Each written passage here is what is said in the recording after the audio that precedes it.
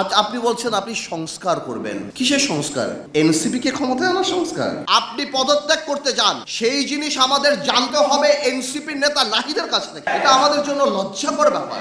আজকে আপনি যে সংস্কারের কথা বলছেন, সাধারণ মানুষের কি সংস্কারের একটা প্রস্তাব আপনি নিয়ে আজকে 28 লক্ষ মানুষ চাকরি হারিয়েছে বাংলাদেশে, ওই তার সংস্কারের তো কোনো কথা বলে নাই। আজকে ব্যবসায়ীরা হাহাকার করতেছে, এনবিআর দিয়ে এবং বিভিন্ন সংস্কার দিয়ে তাদেরকে শেষ করে ফেলাচ্ছে, গার্মেন্টস বন্ধ হয়ে যাচ্ছে, ওই তাদের কথা বলার কোনো জায়গা নাই। আজকে নূর এখানে বসা, নূর জানে ইউনূস সাহেব যখন ক্ষমতায় আসছিল আমরা প্রথমে যে বলেছিলাম আপনি রাজনৈতিক বা জাতীয় সরকার করার দরকার নাই, তবে অন্তত পক্ষে আপনি 4-5 জন উপদেষ্টা নেন যাদেরকে মানুষ চিনে, যারা মানুষের সাথে আপনার মাঝখানে যে দূরত্বটা সেটা খোঁচাতে পারে। কিন্তু আপনি আমাদের সেই কথা শোনেন নাই। আজকে আপনার যে উপদেষ্টারা আছে তাদের অর্ধেক উপদেষ্টার নাম বাংলাদেশের মানুষ বলতে পারে না, তারা জানে না যে তাদের ভাগ্য কার দ্বারা নির্ধারিত হচ্ছে, কার দ্বারা ঠিক হচ্ছে। আপনার আরেকটা সোর্স অফ পাওয়ার ছিল কারা? আপনার আরেকটা সোর্স অফ পাওয়ার ছিল, যেটা আমার ভাই রাশেদ বলে গেল, যে আর্মি। আজকে কেন আর্মির এইভাবে কথা বলতে হয়? আর্মির সাথে দূরত্ব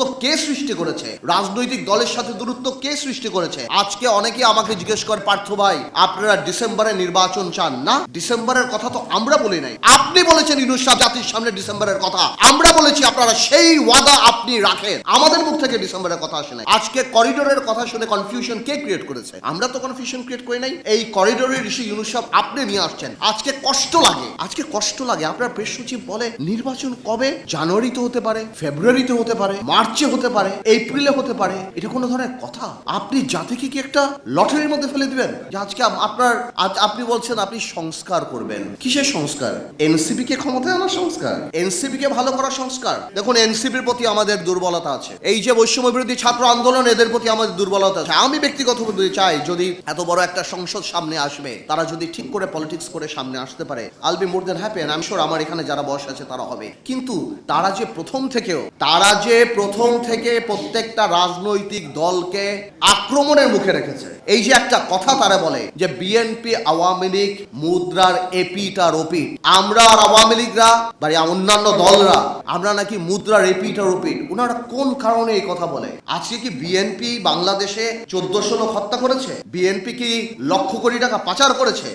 বিএনপি কি 3টা জাতীয় সংসদ নির্বাচন দিনের নির্বাচন রাতে করেছে? মাথায় রাখতে হবে, আওয়ামী লীগ কোনো রাজনৈতিক দল না। Awami League is a criminal enterprise. BNP আর আমরা রাজনৈতিক দল।